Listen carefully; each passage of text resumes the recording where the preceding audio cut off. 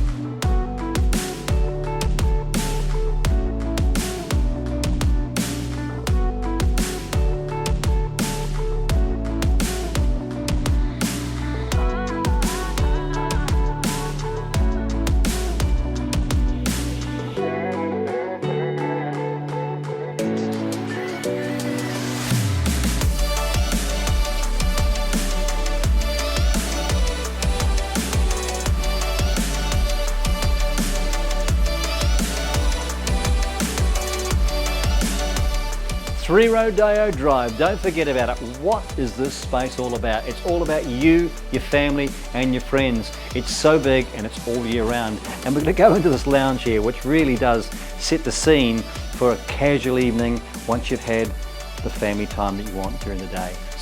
Or evening. So call Michelle or myself very quickly. This is well priced, ready to go, and it's absolute quality in a neighbourhood that people like. Very near, lots of walkways and a great view school.